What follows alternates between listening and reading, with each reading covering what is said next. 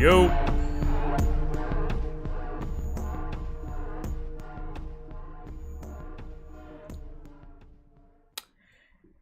Alright, welcome gentle people. Welcome back to the channel. Welcome to the end of month subscriber stream for June. Right? Yeah, June. Yeah, actually, it's crazy how fast the time goes. I didn't do a stream last month. I don't think I was feeling too hot. Mentally speaking.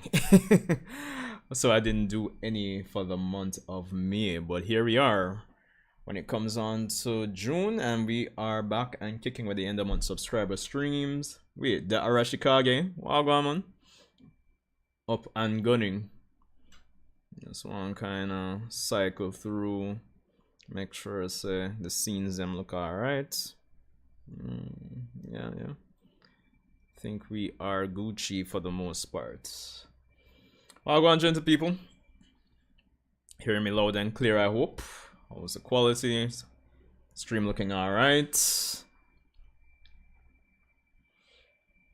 Testing. 1, 5, 10, 50. Alright, I think we should be good to go for the most part. I guess you guys would let me know if there was anything off. So yeah, crazy. 6 months into the year and 6 more months to go. It's crazy how fast the time is going, honestly speaking. Trying to kind of decide how I'm going to approach the rest of the year. Alright, audio good on your end. Good vibes. Welcome people. Shout out to those of you who will be watching the stream after the fact, of course. I know everyone doesn't really have the time to, sit down and just watch like a 1 hour or 2 hour stream sometimes, and might have to catch it piece by piece. But yeah, man, I'm here, fresh and ready to go. So, as you can already see, we'll be talking about a lot of Boruto 2 Blue Vortex, but given that it's a subscriber stream, anything you guys throw out in the chat, or if you want to jump on to the Discord for like some audio call, that works too. I don't mind. So yeah. So, wow. Chapter 25 of Boruto 2 Blue Vortex. Of course, that's the upcoming chapter. Or, sorry, chapter 24, my bad. I should probably correct that in the in the stream title there. Mess that up. Let me see if I can correct that. Yeah, man. So, as you can tell, Momoshiki Otsutsuki. And if any of you guys have been following me on this whole Boruto journey for, I guess, years and years now, because it's been a while.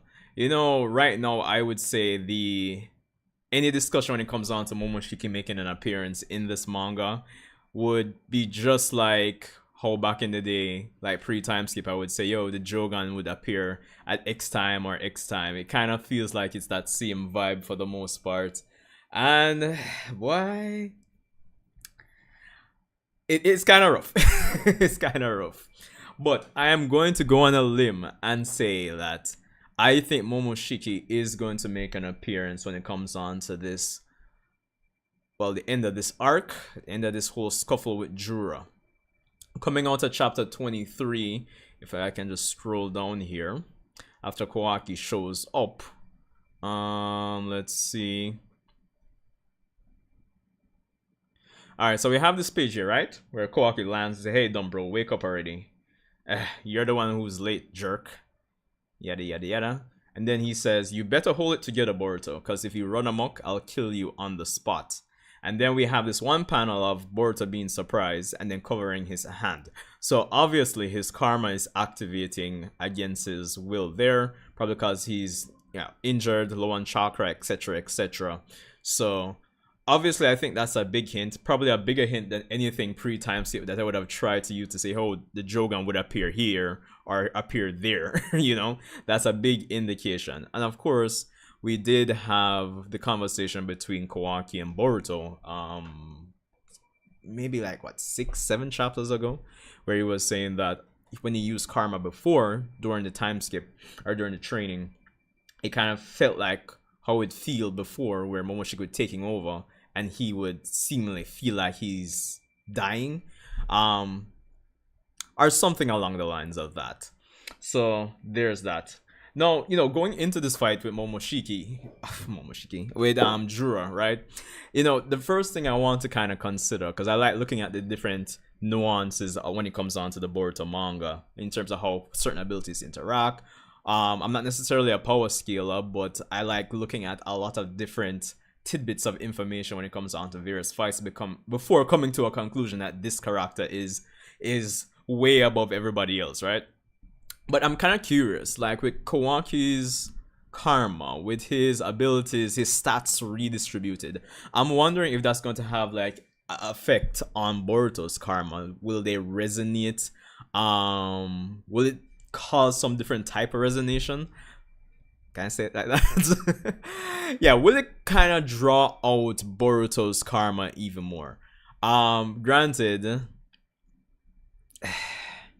it's not like with Kawaki's one, it's not like Ishiki's soul is tied to it, but I guess Akebi's soul would be tied to it. But yeah, so I'm wondering if it will cause an effect where it will bring out Momoshiki or bring out the karma progression on Boruto faster with his new stats now. I'm kind of interested in seeing how that's going to go.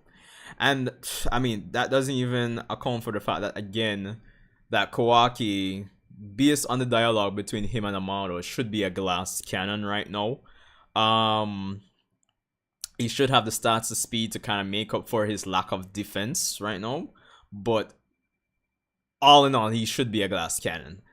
Because if you go back to chapter 5, 6, Jura basically one-shot this man before. So I mean, if he manages to actually get a hit on him, it should be no different based on the logic that we got from the conversation between him and Amado. So there's that. So I'm still expecting Boruto to jump in at some point. But the question is, even if Momoshiki is going to appear, I mean, or not that he can't, but should he appear? Is it the right time for Momoshiki to make an appearance in the story at this point? Or is it... I'm wondering if I'm thinking about this also just desperation, like, yo, I really want to see Momoshiki, or would it really serve the narrative right now? Would it push the story in a interesting direction? I know it's easy to say probably anything with Momoshiki, given the amount of time we haven't seen him. Probably anything with him would actually push the narrative in an interesting direction, just make it more tense, more interesting, no matter how you slice and dice it. But we've got to ask. When it comes on to the antagonists, I mean, Jura, the Divine Trees, etc., etc., they've been, it's been, what, 16, 17... It's been almost 20 chapters when it comes on to these antagonists, taking center stage, right? And, 20 chapters just on paper doesn't sound like a lot, but you guys know me. I like to think of the monthly manga and convert it and think about it as if it were a weekly manga, right? And, 20 chapters of a monthly manga like Boruto is like what? 50, 60, maybe 50, 60 chapters, give or take. So, and if I'm even comparing it to like part 1 Boruto, when we got like this part in the story, not that we can use certain changes in the plot and narrative or narrative decisions in part 1 based on chapter number to indicate that it's going to be the same with Two Blue Vortex. But thinking about Boruto part 1, when we got to like chapter 23, 24, that's when we got introduced to Kawaki. That's when the crew met Kawaki, and then we kind of started like a fresh new arc. That's after the whole arc with Ao. So I'm kind of wondering, it's like, it kind of feels like it's time for the story to add like a wild card to it, right? I think that would be good. And it'll be interesting to hear what Momoshiki has to say about these divine trees and, what his grand plans are, even if it's just known to him and us, the audience. I think that would be a good idea. Plus, again, I know a lot of us don't like the whole vibe that we get from the from the story when it comes on to the Otsuki clan and the fact that they seem like they're limited in number. Maybe having Momoshiki come out and just kind of talk and kind of give us an idea of what the long-term game plan is when it comes on to the Otsutsuki and their next move. Because I mean, Momoshiki himself is kind of low on options in terms of what to do going forward. Maybe he could reveal that, oh, I left a message with the family just in case you don't hear from me by X amount of time. I'll, some extra persons will show up or whatever the case may be. So, there's that to consider as well.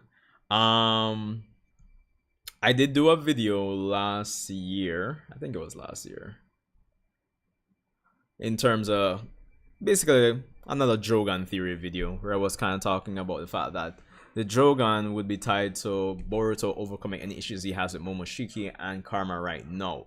So, it could be a good opportunity to kind of even tie that in. That might be stretching it, getting Jogan and Momoshiki, but it could be a good opportunity to tie that in, maybe like a brief spark, a brief appearance, on some Super Saiyan 2 Gohan in the anime, like just for a short second in the time chamber, right? Type of vibe. So there's that to consider as well. But the divine trees aside, and we know that Kawaki has his issues with Boruto, etc., etc. I think Momoshiki kind of coming back and showing up right now would at least add to the, of course it would add to the tension naturally, but even besides that, like, I think it would be a golden opportunity to get some even more lore and dynamic between the farmer and the seeds, if you get what I mean. Like, the Otsutsuki are the farmers, the Ten-Tails being the seeds, and of course Juro being the incarnation of the Ten-Tails itself. I think it would be an interesting opportunity to get some more lore when it comes on to the Otsutsuki, the Ten-Tails, etc., right? I think that would be an awesome idea, awesome thing to see how that would play out. Just, exposition can be a bit, can feel like it can bog the pacing and the story down a lot of times, but I think that's a conversation that all Boruto fans would actually want to see. Wait, King Bio? I'll go on. Yeah, like a conversation between Momoshiki and Jura. I think that would be ripe for some interesting lore tidbits, honestly. And of course, Kawaki being Kawaki, I guess anything that would happen with Momoshiki right now would kind of set him off, kind of make him be a bit more. I mean, they already have this cool alliance in terms of let's work together and get rid of them, and then we'll, I guess, fight each other. But it'd be interesting to see how it affects Kawaki in terms of like what he decides to do. Especially when he goes back to the village, how he's going to handle the situations, so that should be interesting, to say the least. So yeah, pretty much. And the interesting thing, I think, when it comes on to this, the finale of this arc here in the sand, depending on how it goes when it comes on to Kawaki's future, I think it could, or it will be the start of Kawaki changing his mindset from wanting to kill Boruto to seemingly wanting to protect him. Because, and this is something I've talked about already, or highlighted, is that, Kawaki wants to kill Boruto, right? For the most part. But in the flash forward, if they don't change anything dialogue-wise, at the start of the series, we have Kawaki saying he wants to more so seal away Boruto, similar to how he sealed away Naruto. So I'm kind of wondering if at the finale, at the climax of this arc, if it's going to be a case where, apart from probably Momoshiki appearing, there'll be something that happens with Boruto that changes Kawaki's mindset towards him. Something that kind of highlights Boruto and makes him like super instrumental to the enemy's plan, like beyond the obvious of like him being killed, or him being consumed by one of the Ten-Tails spawn. Like outside of that, and probably Kawaki wants to seal him away to protect him, something along the lines. But it would be interesting to see if we get something like that as a start, like some narrative breadcrumbs to start kind of munching on to say, okay, this is going to lead up to something else, you know? So that's the thing. That is definitely the thing. I would be interested to see how it affects Kawaki going forward.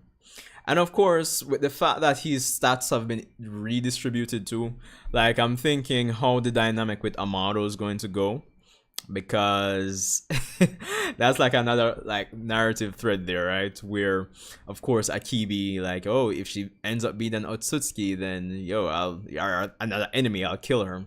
So it's interesting to see how that's going to go. And of course, Amado being Amado, if there's anything else he's put in place for as a feel safe, as a backup plan other than this, that would be interesting all the same. So yeah, I don't know what you guys think. What are your predictions? I'd actually love to hear what you guys think about what's going to happen going forward for the most part. And again, it's not that I'm bored of Jura or the Ten-Tails, the Shinju essentially, but I don't know. I just think that we're at that point, like numerical wise, in terms of chapter count, that something else needs to be thrown into the ring to say, okay, it doesn't have to take center stage, but something that's just gnawing and in the background to say, okay, yeah, this is something that's going to be going on, something to change the trajectory, right? I mean, you could always throw in code. Could always throw in code. But I don't know if it's the right time to introduce code just yet. I don't know.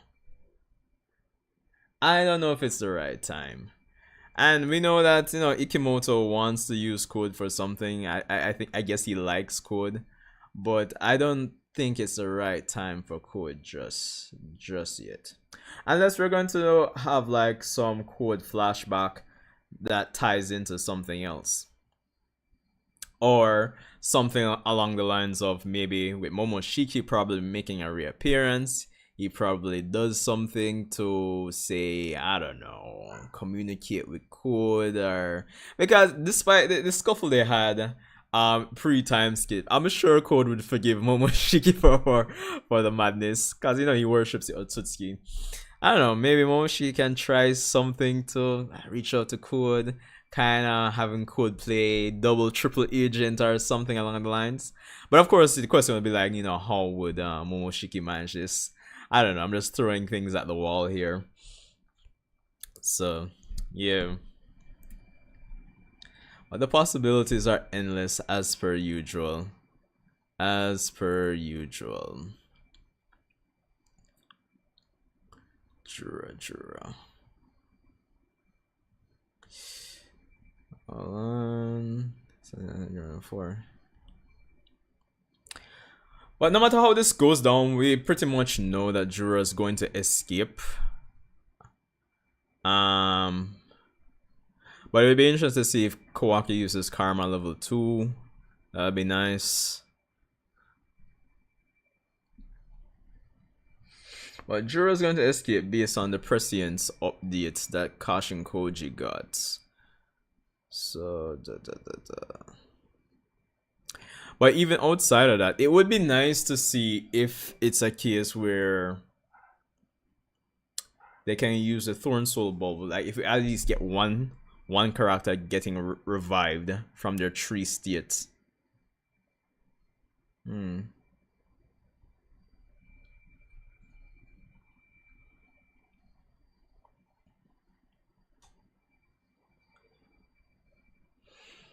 But even looking on these, I guess the next big things would be, of course, we have Sarada and Hidari to look forward to. We have more like, I think, Damon, Ada. Yeah, because in this top reel, of course, we have Mushimi.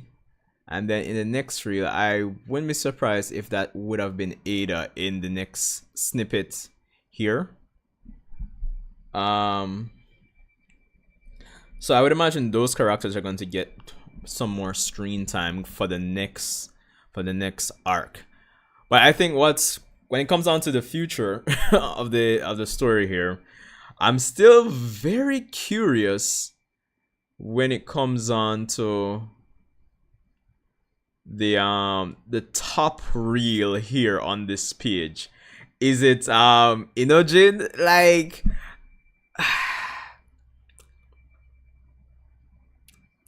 that is the question. And then even with Himawari, seems like there's a small dust cloud. Seems like she is confronting somebody. So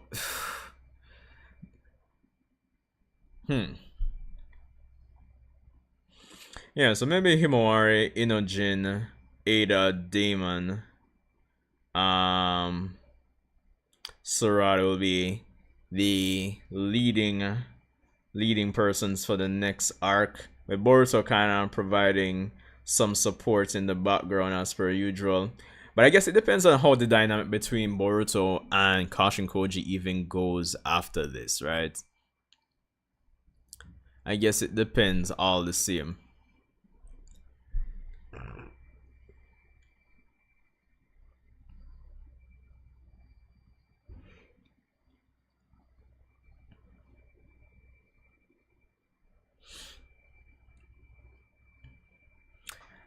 Still, all in all, looks like the same stuff from the flash forward. Yeah, I guess the usual black chakra rods. Nothing special or unique about it, I would suppose. Around there.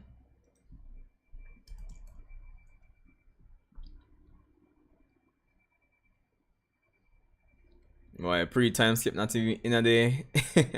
The rankings here anymore, but to be expected.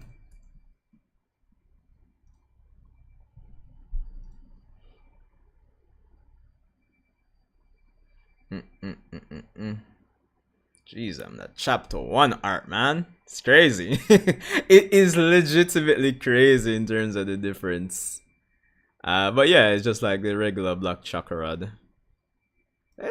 Let's put that up. Let's put up these two images and see. 1 second, brother. Bruh. I mean, the old art still has its perks. But yeah, man, you can definitely see the improvement. So for the most part, Kawaki still need to get the whole, you know, sash or whatever around his neck. Yeah. Of course, he didn't have the headband here. I guess they'll retroactively add the headband. I was reading too much into it, but Kawaki is still getting to what he was in the flash forward. Nah, I don't think you're reading too much into it at all. I don't think so. Because as I said, as I pointed out right here, right? If they maintain this snippet of dialogue where it says, hey, yo, I'll send you where I sent the 7th Hokage. Obviously, as I said, it kind of implies that he doesn't want to really kill Boruto anymore. So I'm interested in seeing if by the end of this fight with Jura, something starts that narrative arc for Kawaki wanting to just seal away Boruto rather than just kill him, you know? So I'm curious to see how that's going to go. One thing I really want to see for the future, I definitely want to see more fights. More fights with other characters. As I said, I'm not necessarily a power scaler, but at the same time, I want characters to be put into a diverse set of fights so I can get a better idea of how strong they are, really and truly. And that's not even just on the good side. I want to see it on the antagonist side as well. So there's that. Wait, Godzilla! Yeah, man, looking forward to the next chapter as well myself. The way with the how fast time is going, chapter 24 will be here before we know it. And speaking of which, isn't this chapter supposed to like drop soon? Which is the 17th. So yeah, basically, you know, sooner than usual for the most part. But yeah, as I was saying, I'm curious to seeing more characters get like a diverse showing when it comes on to their fights. Um, I know it's a thing when it comes on to long running shonen, long running series, even sequel series, and the power scaling is escalating. Like, wow, maybe you have a character in one arc who was like a side character, and you seem like nothing to the final boss of that arc, but 3 arcs later, he's like 10 times as strong as a particular character. But I think when it comes on to Naruto, it's always the Naruto universe. There's always, how should I put it? There's always a substantial foundation for the leaps in power that characters make, right? And I'm of the opinion that Boruto is kind of teetering on like that thin line between like maintaining that foundation of characters making some logical jumps in power and some Dragon Ball super levels of this no make sense jumps of power. Like it's I think it has to be careful. Has to be careful, fam. So that's why I kind of want to see. Because even right now, I'm just gonna say it, like, for example, like Mello. Shout out to you, man, if you even dropped by. But I mean, I know Mello, for example, has Sarada like way up there in terms of like his power rankings, maybe like top 3 or so, or top 5. The most anticipated event is Damon's battle against Bug. Yeah, true, that's true. Boy, where I said the fraud claims with Damon. I mean, it would be a true test to see how, Mushimi or the Bug Shinju would do against Damon. Because right now, Damon still seems like he's unbothered by everything, to be honest. So I would be really curious to see, how Damon does. I really want to see him fight. I'm hoping we get more with Konohamaru. To be honest, the man needs. I mean, he had some nice showings. I love his Razeng and wind barrier thing that he did against Hidari. Right now, even like Mitsuki, whew, like these characters need some better showings, bro. Because we were joking about it on Mello's stream. When was it? When was it? Thursday, Friday? I don't remember. But between, yeah, I think it was Thursday, Friday. That this man, he has to be using Sage mode against against the Cloud Grime. So it's crazy. It is legitimately crazy. But yeah, man, the characters need some more showings, so get a better idea. Doop.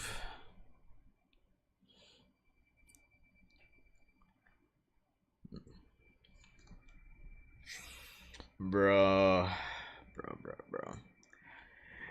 Coming again and looking at this fight between Jura and Boruto, like, again, I am really satisfied with how it was presented in the chapter. Because I think a lot of times, as I said even during my reaction review, like a lot of times when it comes on to the manga for Boruto, it seems like, the choreography is lacking. Like, they could be using more. And I guess you could say Boruto could use some more stuff. I mean, if he even just like, yo, bust out a one shadow clone or something, maybe they could add that in the anime.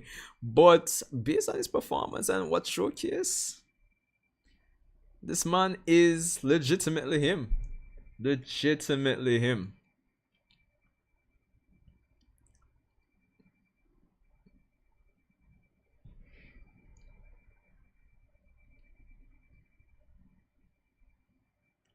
Mm-mm-mm-mm.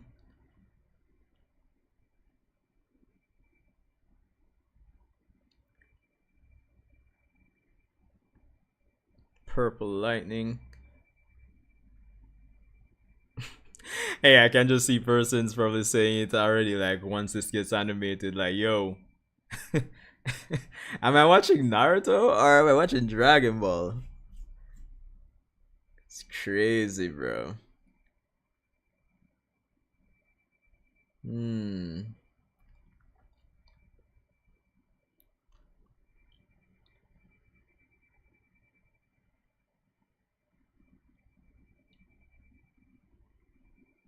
It'd be a surprise if Damon loses because then you can that you're an alcoholic. Surprise if Damon loses. And then it would be possible to draw that an elderly tree defeated. Boy, you know what I think is going to happen in like Damon's upcoming fight? I think he's going to do well, but I think some sort of nonsense is going to happen so he gets defeated. I actually think it's going to be a case like that. Maybe Ada, like he defends against an attack from Ada, meant for Ada. Because, I mean, Mushimi wants to eat Ada, it's not Damon. So, I wouldn't be surprised if that ends up being the case and he gets taken out like by being bitten to protect Ada. But if that's the case, if that's the case, you can imagine how powerful a Shinju made from Damon would be. That would be crazy, fam. And that would be crazy.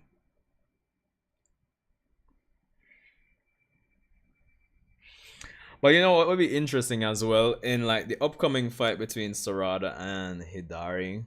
I'm curious if Hidari is going to get any better in terms of skill level or whatever the case may be. Because I mean, for example, during the initial scuffle in the leaf, you know, we see that he can't like control the Shidori properly because he doesn't have the Sharingan. So I'm curious if, as time goes on, if we'll get a better performance from, you know, Hidari, and how things are going to even resolve when it comes down to Sarada and her Mangekyo Sharingan, in terms of losing her sight, whatever the case is going to be.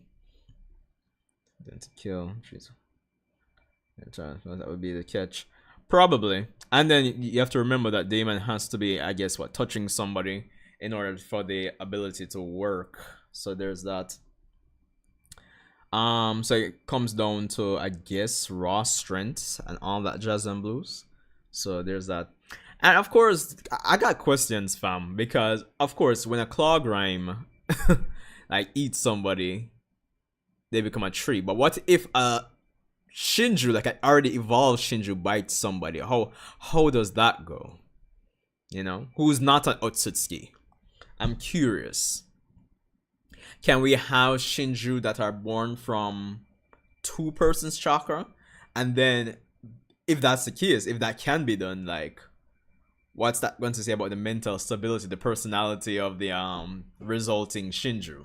You know, little questions like that, little what ifs, like, you know, like you would ask, like, oh, okay, you have these two persons fused in Dragon Ball. What if a resulting fusion tries to fuse with somebody else? Like some random questions like that. That's the vibe that I'm under, kind of asking these type of questions, honestly.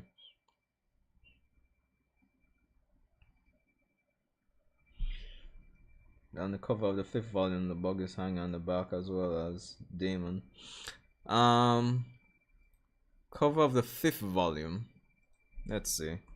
Boruto 2 Blue Vortex volume covers. Let's see. 1, 2. No, I don't think these are just chapter covers. They can post a link to the volume cover. That would be nice.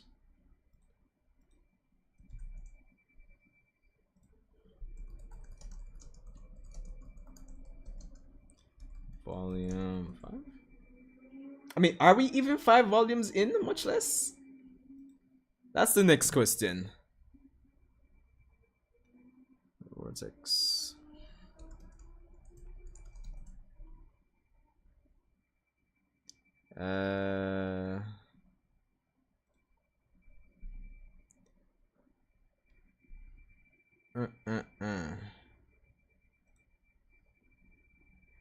Let's see.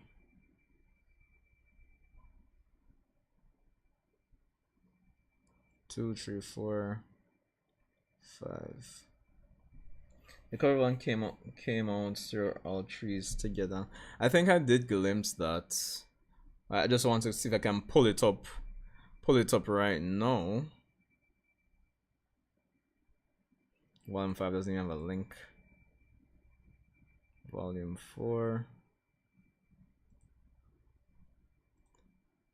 Volume 3. Okay. Can't even go to volume 5.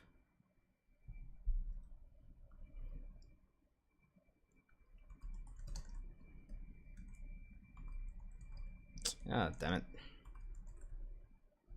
TBV volume 5, come on. Okay, yeah, this is what I did see for real.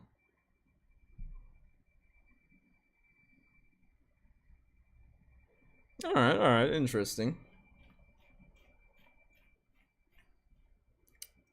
The next thing I'm kind of wondering how Jura is gonna handle things. Is he going to just create a bunch of new Shinju, or that's what I'm kind of wondering at this point. How is he going to handle things, you know? Because I mean, for like in universe, you know, you want kind of bolster your numbers, like increase your numbers of your quote unquote army. But like storytelling wise, I don't know, man. I think getting more Shinju has to come from like characters we actually care about. You know what would be interesting? Like a Amado Shinju. That would be interesting. That would be crazy as well, honestly.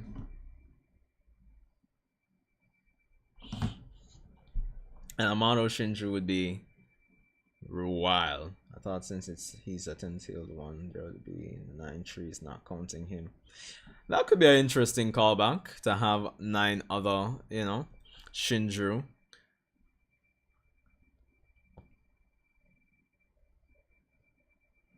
But I guess not. Guess not.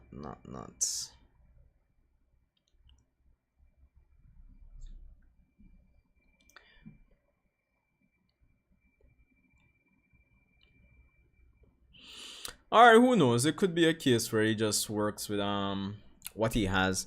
Or maybe just maybe he has a backup plan with Mushimi, which again, yeah, it will come down to Ada and Damon to kind of take him on. But again, this is why I kind of want Momoshiki to appear, because depending, I mean, Drew already wants to kill Boruto.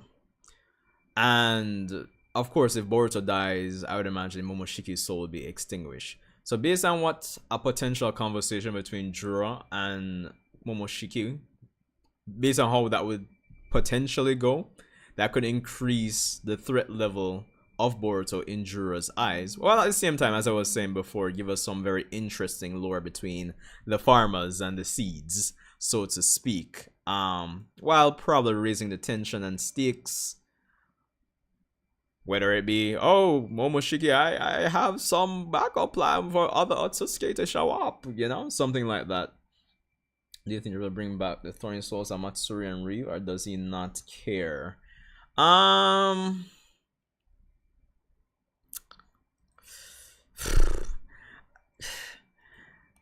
guess he's a bit indifferent.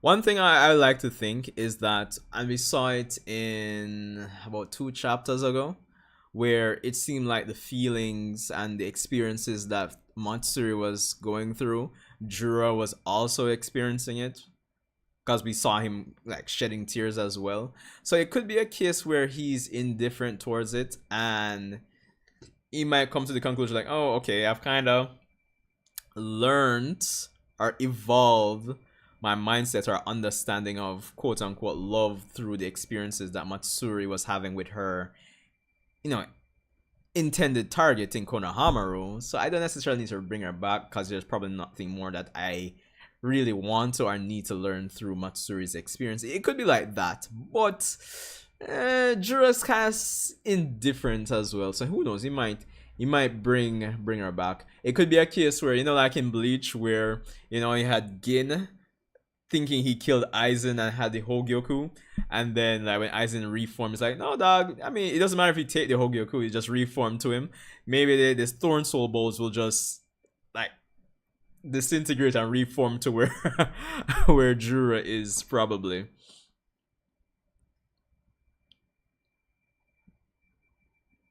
Yeah, yeah, exactly. He did just ignore Ryu for real. So there's that. But that then again, that's before he came to the conclusion that okay, Boruto's too dangerous. So yeah. So he has Boruto above all of that right now. Boruto above all of that right now.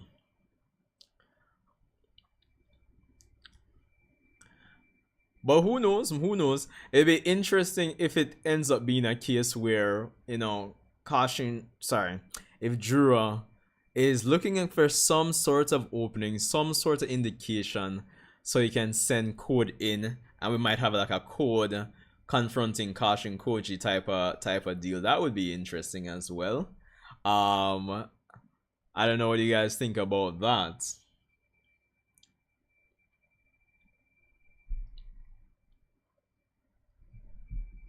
Cause I think Code, I mean, I clown on Code as well, but I think he needs some redemption, bro. The man needs some redemption, some kind of showcase that the man is actually credible, bro. Because the man just taking L after L after L, it's actually insane. Not yet. I don't think he's in danger yet. But what I'm thinking, like how pre-time skip where we had, yeah, Ishiki making the realization that Kawaki's hand was connected via Naruto's chakra, and he can use that as a way to bring Kawaki to his dimension.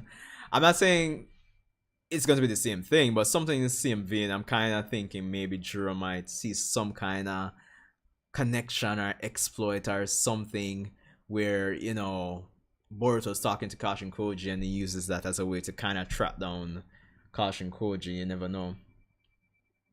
Kakashi and Jogan to show. Why you have what I would call fate to waste Arashikage in terms of Kakashi showing up, dog. Bro, like if legacy characters show up, jeez, peace. I'm telling you, it would be like a sight for sore eyes. That would be like probably easily get a 10 out of 10 chapter. Because bro, it's been like, if we just base this on the manga, bro, it's been 103 chapters. And we still don't see any, if much, legacy characters in this manga, in the manga version of the story. I just don't think. Maybe when it comes on to the anime, they'll maybe rework the story to involve those legacy characters. But boy, I just don't see those characters really like showing up in the manga. I mean, I would be glad if I'm wrong, but yeah, I don't see it. I don't see it happening, Arashikage. But the Jogan, as I said, I think Momoshiki will appear. And even though I think it's a stretch, it would be interesting if we had like just a small spark, a small moment of the Jogan showing up, just to kind of start that story thread of Kawaki transitioning to wanting to seal Boruto instead of kill him. So that could be a thing that ends up happening as well. Code lost an arm and an eye. I know he has a lot in. That's true. I never even like made the connection with that in terms of Code and Sasuke kind of having that same that same feat right there. Drogon's not manga canon, bro. You sure? You sure, Millennium? So what are we going to, in terms of like the first chapter with Boruto here? Because this is obviously not Byakugan, and it's obviously drawn different from Boruto's regular eye. I mean, they could retcon it and still, not, but it would be such a waste. Won't believe it till I see it, and that's fine. That's fine, because I was joking earlier that like, yo, pre-time skip, I would have made a lot of predictions. Yo, the Jogan's going to appear here. I eventually just stopped trying to predict it. But again, with Momoshiki, I think highly set to make an appearance soon and very soon. I think anything Jogan related is going to be won't show until Momoshiki makes an appearance. And I'm not saying that, oh, as as Momoshiki appears, then the Jogan is going to appear. But to me, it seems more than likely anything Jogan related is going to be tied to Boruto overcoming or sorting out his issues that he has with karma. But my grandchildren won't have to wait for the release of the TBV anime. Nah, I don't think it's going to be that bad. I mean, we're in 2025. To be honest, I wouldn't be surprised if 2027, 2028 is when we're gonna get the new Boruto anime.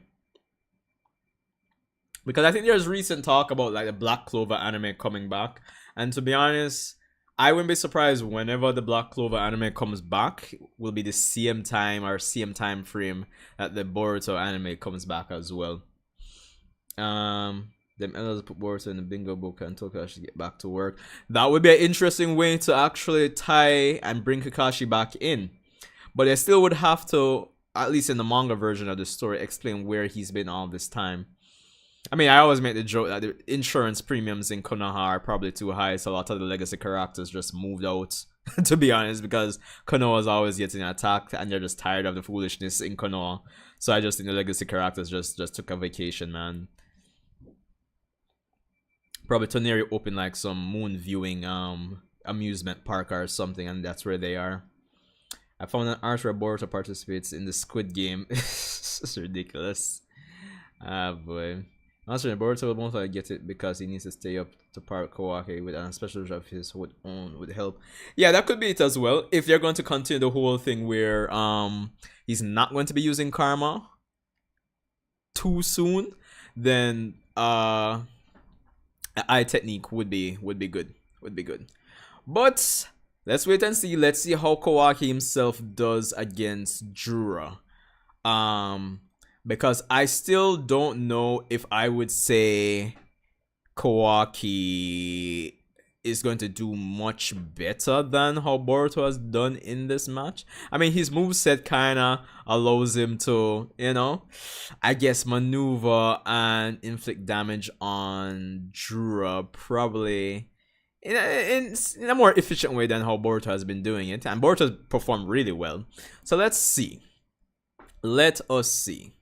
Because yeah, he's what, 80%, Ishiki, and he's a cyborg, all that jazz and blues, and his attack stats are up there. He has some shinobi training, but I still say based on everything Boruto has going for him, I don't think Kawaki should be too far ahead of Boruto right now, but let's see. I could be wrong.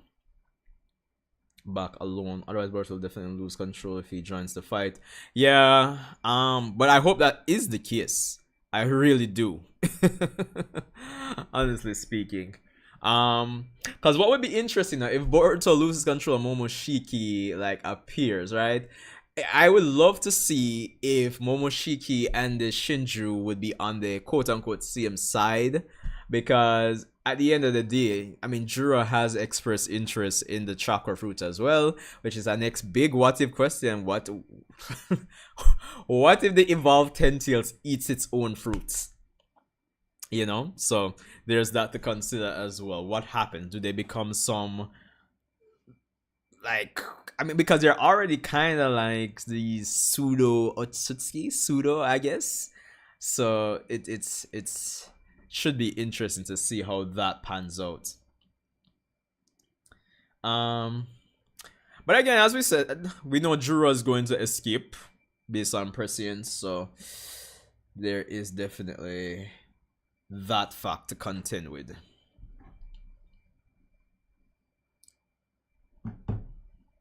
You please open chapter 23. I wonder if Koji Jura healed in the vision. Yeah, I'm on 23 right here. I mean, I don't think it should be an issue for Jura to heal. Like, again, he is the Ten-Tails, so I mean, I can't really see clearly, but it does. I would imagine based on this image here. Hold on. That yeah, I guess the eye should be healed. Let's see. Because the first prescience images, okay, it has him covering the eye. And then yeah, so I suppose he's going to heal the eye. It shouldn't be no problem. He's the Ten-Tails, man. He is the Ten-Tails.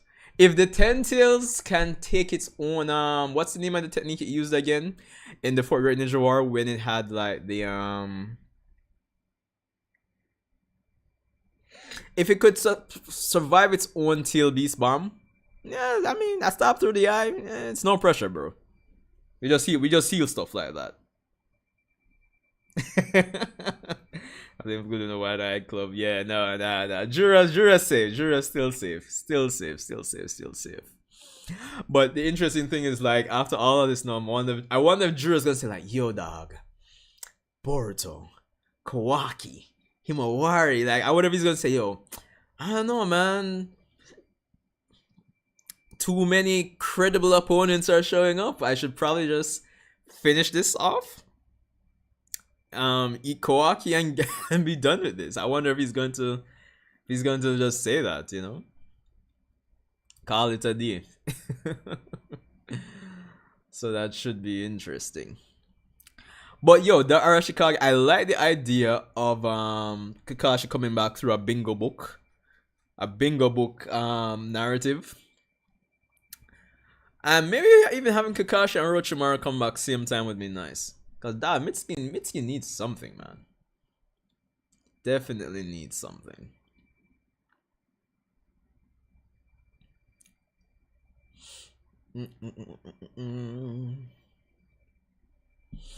So I don't know, what do you guys think for like the next arc? Because I consider this whole mission to the sand, like from chapter 17, was it 17, or by basically end of 16 going into 17, I think, if memory serves right, up to this point. Wherever this conflict with Drew is going to end will be, I'm putting it as the end of the arc. But like, what are you guys' expectations for the next arc? Like, I mean, Mushimi, Daemon, Ada stuff, fine. Like, what's the expectation for like Himawari, etc., etc.? Boruto is a funny word because in it many characters lose body parts, eyes and hands. Yeah, fam, but it's no pressure. It's no pressure. I mean, we just heal those. We got them healing factors better than Hashirama. Better than Hashirama these days. It's no pressure. Tough fights from this arc. Yeah. You know what's interesting, guys? Like, in terms of Ikimoto's answer in terms of Himawari's hidden power, right? If I go to the official Naruto website, there was a Q&A, which I'm pretty sure all you guys are aware of at this point. Let's go back to the main page. Hold on. Yeah, special sites. This is sub page. Alright, so this question that somebody asks, was the intensity Daemon felt from Himawari due to Kurama?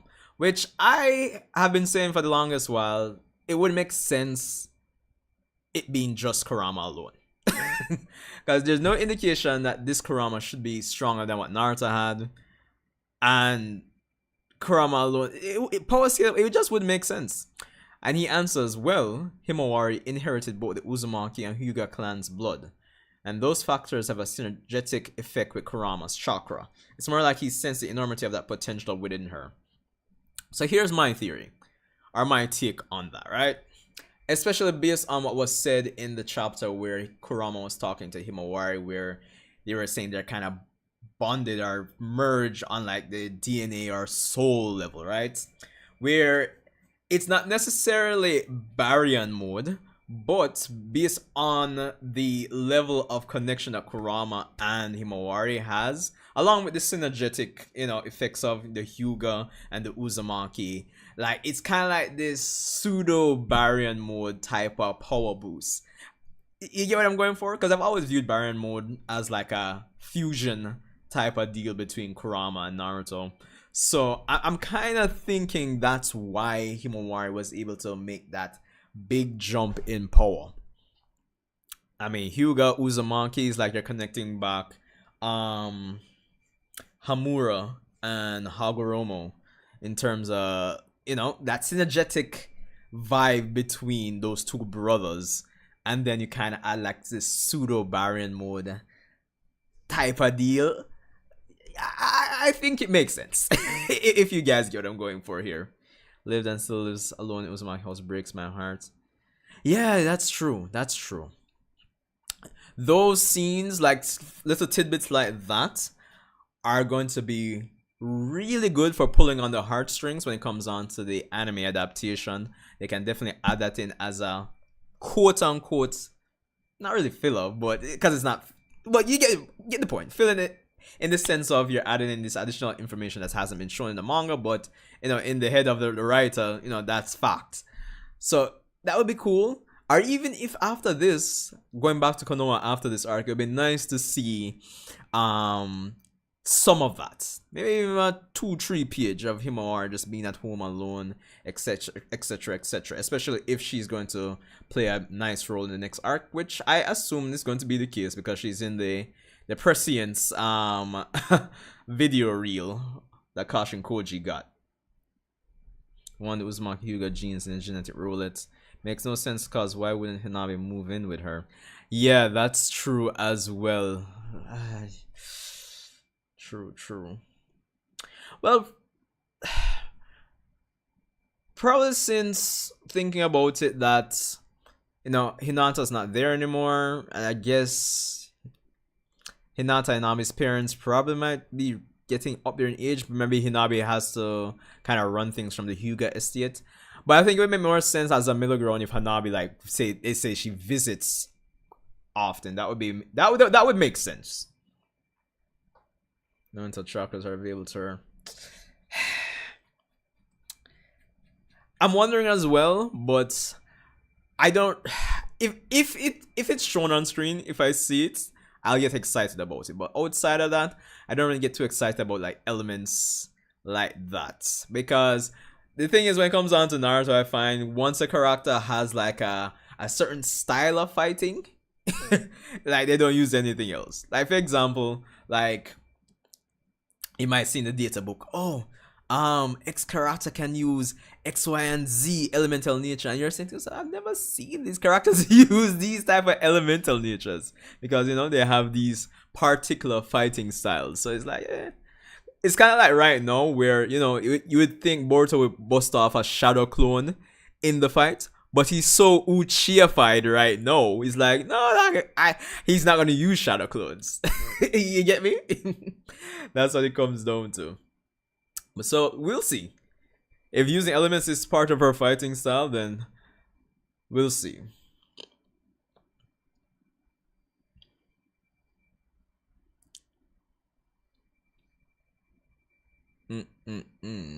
All on them. 1 second.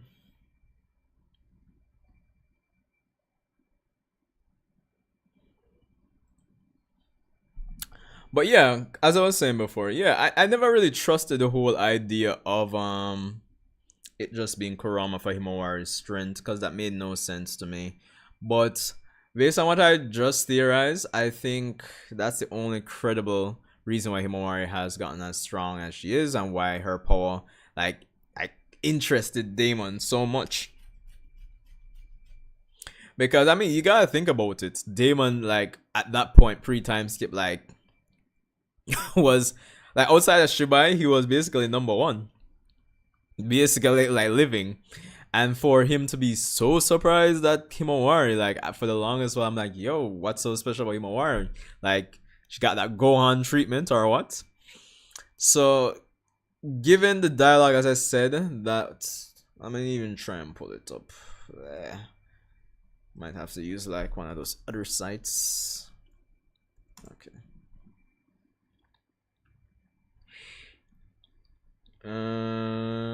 Ten-Tails. Yeah,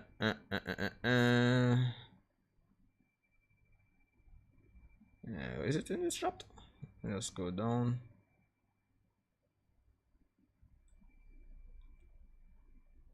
Let's see, or maybe it was the next chapter after. I think it might be the other chapter.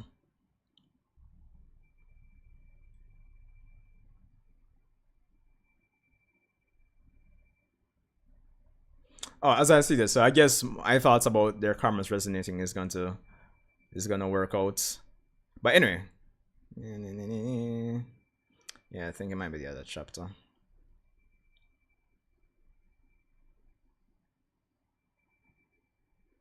Yeah, Colonel.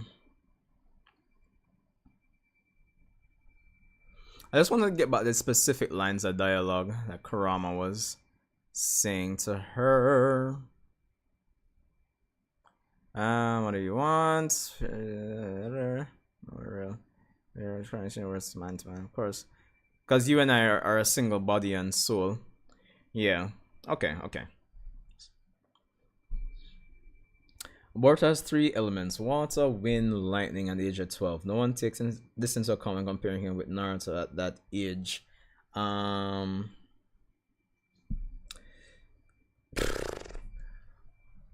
don't want to say I wouldn't take it into account. Because, okay, yeah, he has 3 natures.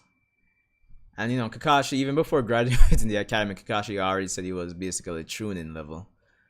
And 3 natures, yeah, you could say low tier Jonin there. But even so, like if we take all the karma shenanigans out of the way, and then for Naruto we take all the Kurama shenanigans out of the way, like Naruto has some really ridiculous showings as well. I mean, the 2000 shadow clones summoning Gamma Bunta, etc, etc. It's crazy, man. I think Jiro's book works like Kabuto Ninja info cards from part 1. That, you know, that would be interesting. Like Jiro pays a visit to the orphanage and the the exchange. That would be funny. But yeah, probably. Jiro's book is a person that he knows about the world. He's a very curious tree person.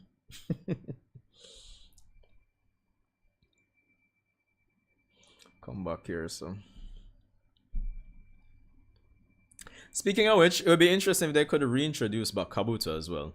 Because, I mean, for example, if they're not going to, like, say, push the Orochimaru agenda in terms of bringing him back, maybe Kabuto could be a nice way to, you know, have Mitsuki interact and power up as well. My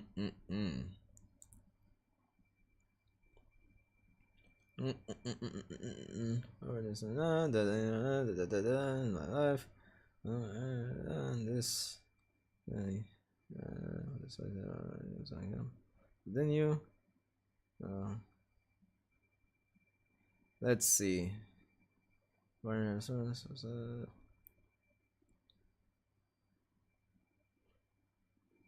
to meet you, John.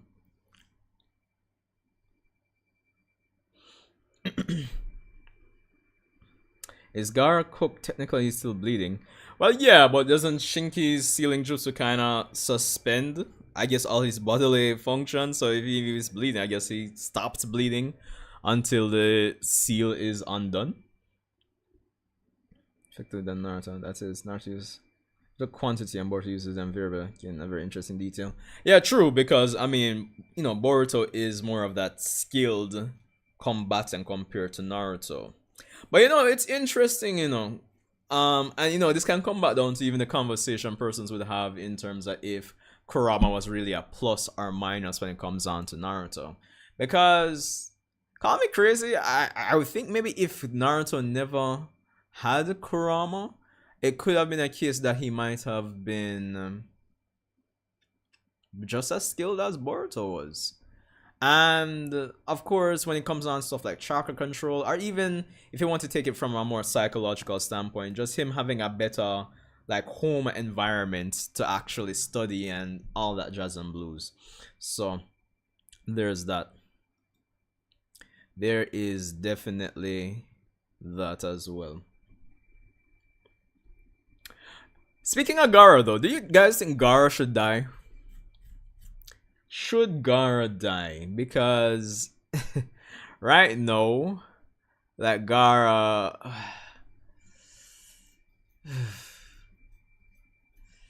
I don't know, Gara would be like one of the only characters right now you could have like an emotional like outings with.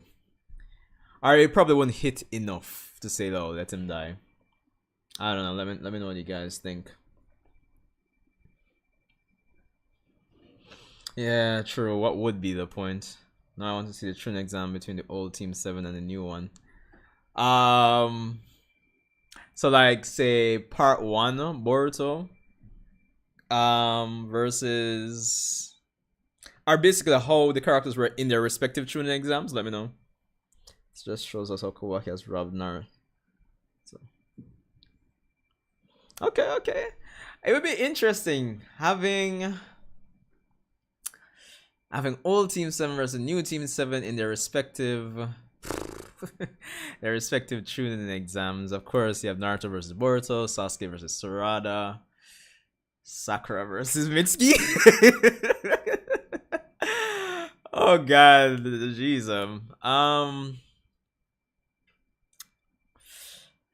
I don't know, man. Like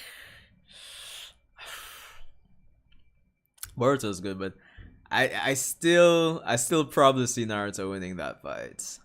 Maybe Boruto had karma in that fight, maybe, but outside of that, yeah, I still see Naruto. Sasuke versus Sarada is interesting. Tuning exam to tuning exam. Because some person would say probably Sarada might have surpassed Sasuke at that point. I don't know, man. She doesn't have the same amount of like stamina when it comes on to say using the Sharingan, given that she's not fully Uchiha. But she's very skilled as well, naturally, easily tuning level as well. Of course, she does have some of that chakra control for that monster strength. But could we say that that Sasuke is still faster than her at that point? Maybe. I know probably you guys would probably want to use the performance against Boro to say, oh yeah, she should be way stronger than Sasuke was at that point. Maybe new Team 7 stomps Sakura versus Mitsuki. Yeah, he's like, as may I say it, may I say, yo, that's so insane to think about. Sakura versus Mitsuki, cooked by Lee and stole his kids. So imagine them Hyuga hands. True. Um. Hmm. I don't know. I'm still feel like I'm siding with the old Team 7. Outside, obviously outside of Mitsuki and Mitsuki versus Sakura. I think it would be some close fight. I think Naruto would probably stomp Boruto. But I think Sasuke versus Sarada would probably end up being pretty close. Probably. It's like I'm trying to imagine like Sarada beating like final round tuning exam Sasuke, but I don't know. And I know again, as I said, you probably would use like the power scaling in Boruto to say, oh, like she fought Boro and all that jazz and blues, and she should be she should be, above Sasuke, but I don't know, man. I don't know.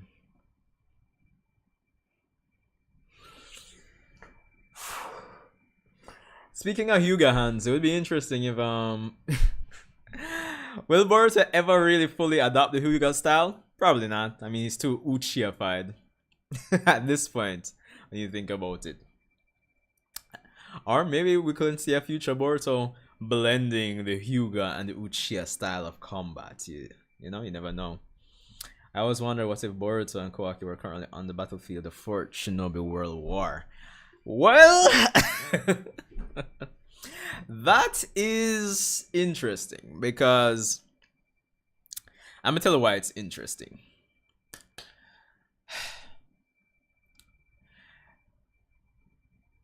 I think sometimes we as fans we have an idea of how strong the characters should be, based on the progression of the story, and we can say all this jazz and blues, how this character should be able to, this and this. We're at this point. We have all these factors going into say Boruto and Kawaki, and where their powers and training are stemming from. They should easily clear the Fourth Great Ninja War without a problem. But then there's the flip side of that, where it's like probably you'd put them on the field and just for the sake of telling the story, for the tension and everything, you'd probably get a situation where, okay, you'd think they'd be clearing, but they're not. For example, like how I know not all Otsutsuki are created equal, but for example, like you would think putting Urashiki Otsutsuki back in part 1 Naruto with Jiraiya, a weakened Sasuke, and part 1 Naruto that he would easily clear, but apparently he doesn't. You know, so it kind of comes down to little tidbits like that. Sasuke already admitted Sora surpassed him at her age. Yeah, in the anime, yeah. I remember when he was showing her the Shidori at the waterfall, right? That makes separation between brothers, typical brothers in reality. Yeah, definitely.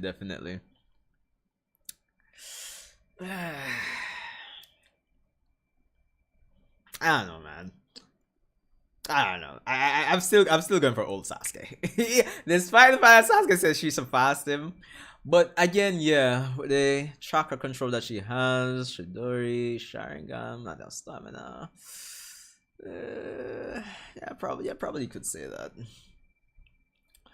But yeah, if Boruto and Kawaki are on the field, on paper, based on how I scale Boruto and Kawaki, they should easily be dominating Ten-Tails, Jinchuriki, Obito. As curious as it sounds, they should be easily beating like Madara. I guess the only thing they would have to like really overcome or contend with is the fact that, you know, like healing factors and all that jazz and blues. So yeah, like any little hacks that they have to kind of overcome. But yeah, they should be fine in doing well. Should be fine. And then, like for example, worst case scenario, they could just move the characters outside of the battlefield. Because for example, even with Ten-Tails, Jinchuriki, Obito, you can't use Kamui. He could just probably just remove Obito from the field with Otsutsuki space time ninjutsu, probably. If maybe like maybe if Obito himself can't tap into that and just teleport back. So yeah, I mean, again, when you really think about it, you have the Naruto and Sasuke that were relative to those top tiers in the fourth grade Ninja Warrior. You have the usual script where it's okay, these characters train for like 15 years, they're stronger. Sasuke is the master of the Rinnegan, has 15 years more training and experience. Naruto has the other half of Kurama with some more training and experience. They're stronger than their fourth grade Ninja Warrior selves. You have Fuse Momoshiki, who's I guess anywhere from 50 to 75% as strong as Naruto or Sasuke individually. Two of them team up, manage to beat him, quote unquote. Boruto gets all of that from Fuse Momoshiki and then trains on top of that. So he's like, even though he's not really fully tapping into Momoshiki's power, but he's a Otsutsuki now who trains. So it's like the Gohan who trains, you know? So his gains should be really, really good. So I mean, like, on paper, as I said, Boruto and Kawaki being on the field of fourth grade Ninja War, they should really be struggling, but I just feel based on the narrative, like a what if scenario like that would play out from like an official studio, you'd probably still see them struggling. Case in point, taking somebody like Urashiki, who's I guess should be relative to all these characters who had 15 plus years of training from the war, go back and still be beaten by part 1. Yeah, it makes no sense. So yeah, according to Boruto's set of techniques, I'm sure there would be an interesting fight between him and Sasuke before receiving the powers of the 6 parts. So wait. Like, we were talking about current Boruto versus, say, Eternal Mangekyo Sharingan Sasuke in the war, or what? I mean, yeah, the fight would look skill, you know, but I just think definitely Boruto would overpower him.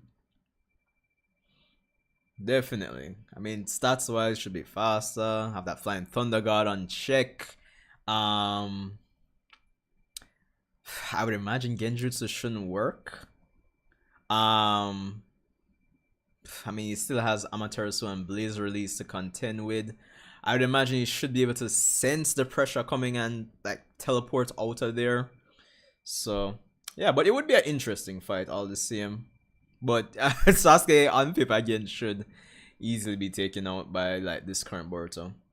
If Shinden is Boruto's base lightning style, do you think we'll see him use it with the same creativity as Sasuke with the Shidori? Um, hmm. I mean, we've seen him use kind of like a purple lightning, like Shidori Nagashi. We've seen him, run it through his sword. I don't think we've seen him use it like as needles yet, like Shidori Senbon. I mean, probably if the situation facilitates it, it could be like a one and done situation, like purple lightning Senbon, or that type of situation. But I don't think it's like a maybe for me. Definitely a maybe for me. I mean, I like what we have with Boruto now in terms of the swordplay, the Uchiha style swordplay, the Flying Thunder God. He's using one-handed one arm, one-handed hand signs. There's some creativity there. He's performing really good. Performing really good. To me, he just and I think we have seen him use wind style. There's like one wind style jutsu, like the Gale Palm or whatever. So to me, right now for Boruto, he just needs some shadow clones, maybe some water style to mix up, some creativity, and eventually bring out the karma, So little stuff like that,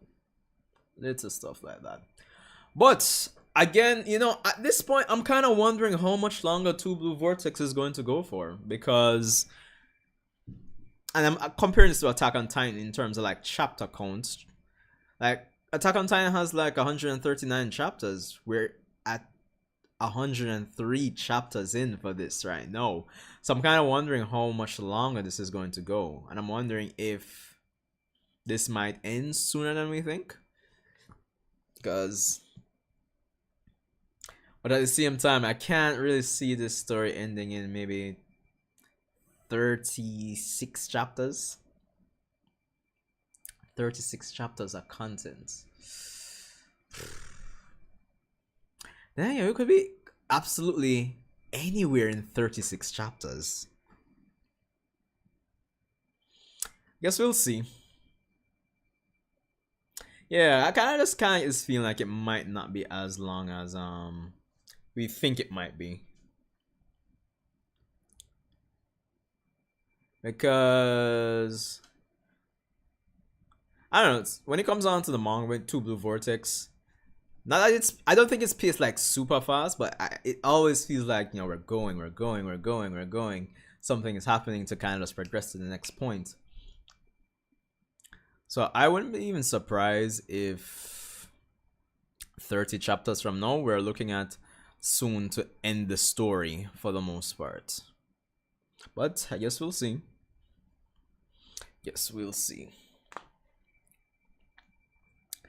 But who knows? Maybe we'll end the story with Kawaki dying, maybe. And probably giving back Boruto his headband.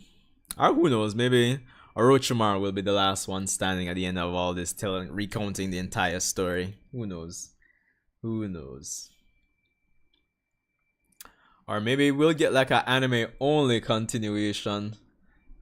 This is the first part of the manga is animated with. You wonder how? Or when? Or if they're going to add no additional content to say, stretch it out. Like, to be honest, again, right now, similar to like I think the Black Clover talk. Whenever this anime comes back. We've talked about it to death. It just needs to be seasonal. Split core, seasonal. Let's not reintroduce the issues of the old Boruto anime. Especially, I think we're at the point right now where I think persons still clown on Boruto, but at the same time, depending, like it's the right opportunity to get those same persons into Boruto, if you ask me. Because yeah, I've seen persons literally just like go ahead, skip the filler, quote unquote filler, and admit, yeah, it's not bad. It's not bad. And then I guess seeing the progression, you know, some persons will probably see a random clip and say, what am I watching? Dragon Ball or Naruto? I guess if they see the progression and stuff, they would understand it's not as bad. Persons are complaining about aliens and yada yada yada. But it still has that shinobi touch, if you ask me. Yeah, we're kind of far. It's not, it doesn't have the same aesthetic, same vibe, obviously. But that's very intentional. You know, to work with. Yeah, true. Which is why, again, I hope Momoshiki shows up and then we get some lore between him and Jura. And what Momoshiki could be, you know, what's his next move for the most part. That would be interesting. I think it's needed right now. Just to at least make the story feel even more dynamic. But again, it depends on how things are going to play out after this. So yeah, I would like to see additional content on the main events because Manga can't afford to show much. Yeah, definitely. If adapting the Kara or Kawaki arc in the anime has shown us anything, then that stretch of episodes from I think 180, or even from the O arc in the anime till episode 220. So from the O arc till Baryon mode, yeah, there were definitely some qualitative additions. For example, even the episode that we got with the flashback with Kawaki and his father and how that was animated and just, you know, those qualitative additions are what I live for when it comes on to the anime adaptation. So I think we'll definitely get that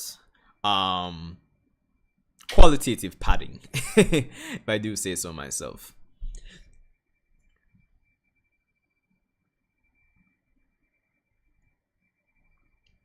Qualitative padding. But all in all, I'm still hoping, even though this is no longer their story, I'm still hoping 20, 30 chapters from now, we get one last hoorah from Naruto and Sasuke, them coming back, getting one last hoorah with them. But I guess we shall see. Guess we shall see.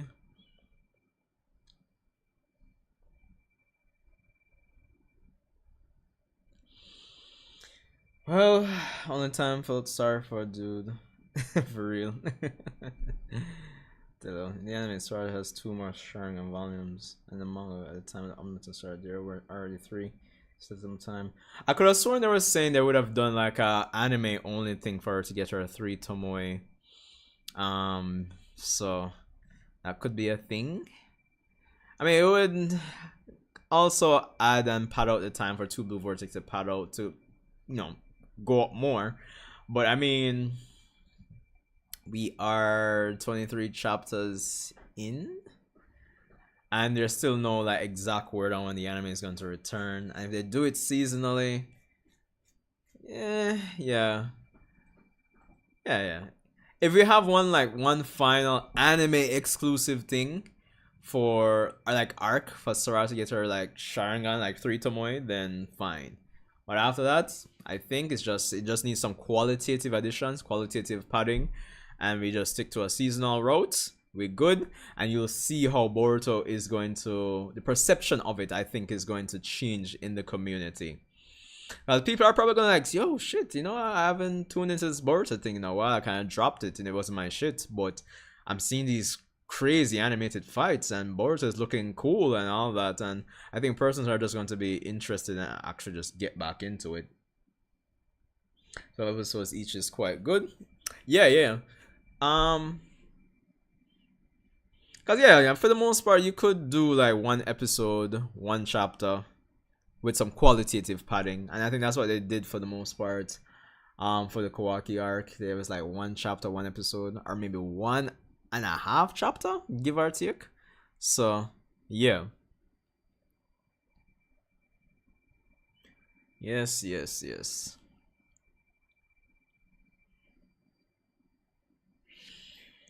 Well, we'll see how it goes, gentle people. Definitely we'll see how it goes. But is there anything else that I'm missing that I haven't touched on? Apart from, let's see, or even outside of Boruto, apart from Epic the Musical having me in a chokehold, to be Hero X going on pretty good. I need to watch those first two episodes of Lord of Mysteries. Um, so there's that. Maybe at the level of 189 episode into Blue Vortex. Yeah, true, true. Because bro, like the long running, it makes me feel old when I think about it. But bro, like when I think about like the whole long running, like weekly format, right? For like 100, 200, 300 episodes, and I'm thinking back on the days like high school, community college, university, and going through filler arcs in Bleach and Naruto, like dog, shit. And then when you look for like some filler arcs being 20, 30 episodes like that, you can imagine waiting 20, 30 weeks, more than half the year of filler. Yeah, man, they the weekly format is definitely not it anymore. Especially I think at my age right now, where it feels like time is just like going fast, and you probably tell me, "Oh, you just have to wait like till next year for this." It's like whatever, you know. Life is kind of going on at the same time, so it's like when it come, and then the quality is really good. So yeah, probably the weekly format. It's not giving us justice anymore. You know, it's nice to getting, these long 100, 200 episode week to week and can have a discussion every week. But it's not the cranberry juice we need anymore in this current culture.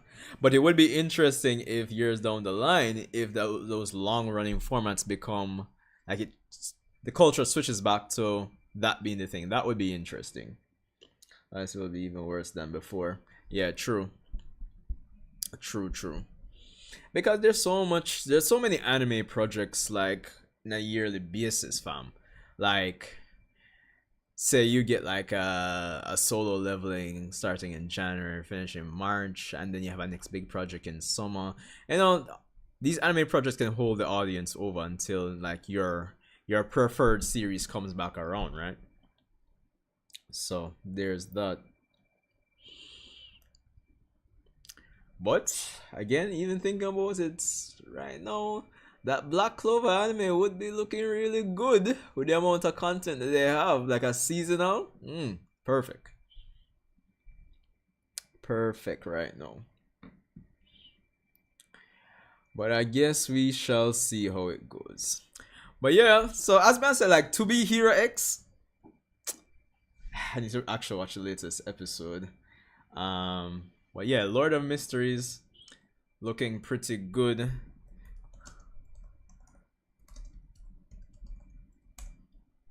I don't know if you guys have checked it out, but heard nothing but positive thing. I mean, it just started. It's based on a novel, so well, aesthetically looking pretty good. But I guess it is what it is, people. Anyway, I'm not staying up too late, even though I think Mello and the gang should be starting their stream for the night. I don't know if they've started. Let me look up. Mello XD. Or is it XO? Yeah, Mello the Dreamer. Yeah, I'm not seeing anything from him. Or the Cloud Ninja podcast.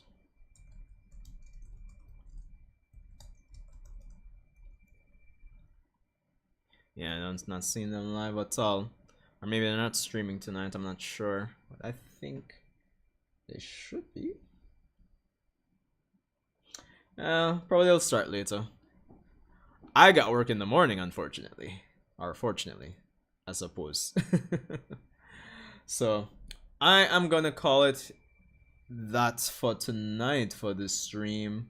I don't know, I might stream again tomorrow night because Sparking Zero is getting some updates, the ranking is getting reset. So who knows, I might play some Sparking Zero on stream, some ranked. Who knows? We'll see. So yeah. But this hasn't been a bad stream at all. Nice. One and a half. All I find is like a nice sweet spot.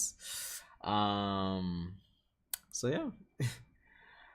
So I guess we'll see how things kind of pan out once the new chapter of Boruto comes out. Chapter 24, looking forward to it. Momoshiki needs to make that appearance. Kawaki needs to do shit. Hopefully we can get a good performance out of him against Jura to kind of determine how strong he is. So yeah, we'll see how it shakes up for the most part. Any final words you guys wanna put out there before we call it an end for the stream? Should probably even make some tea.